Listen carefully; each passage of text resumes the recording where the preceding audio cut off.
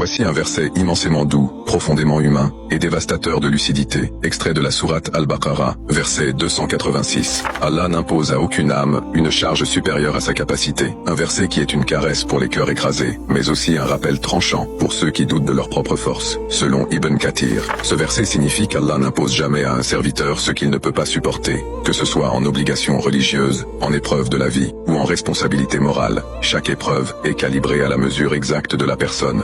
Il explique que le croyant ne doit pas désespérer de la lourdeur d'une épreuve, car si elle lui a été envoyée, c'est qu'il a déjà en lui, parfois profondément enfoui, la capacité de la traverser. Imam El-Ghazali nous donne une explication d'une profondeur spirituelle rare. Ce verset est un secret entre Allah et le cœur du croyant, car parfois, l'homme pleure en pensant qu'il est au-delà de ses limites, alors qu'en vérité, Allah est en train d'agrandir cette limite, de l'étirer doucement. Pour El-Ghazali, la souffrance du croyant n'est pas une preuve de dépassement, mais le processus même par lequel Allah élargit le cœur. Selon Fakhr al-Din al-Razi, ce verset réfute ceux qui pensent qu'ils sont injustement écrasés par la destinée, car Allah est celui qui connaît les fibres invisibles de l'âme, les limites secrètes du cœur et la solidité cachée dans chaque serviteur. Al-Razi ajoute que ce verset est une preuve logique et morale que la justice divine n'est jamais arbitraire, même si elle est parfois incompréhensible aux yeux humains. Tu es là, peut-être brisé, tu répètes en toi, c'est trop. Tu crois que tu n'en peux plus, mais ce verset ne t'ordonne rien, il te murmure quelque chose. Tu crois que tu ne peux pas, mais moi,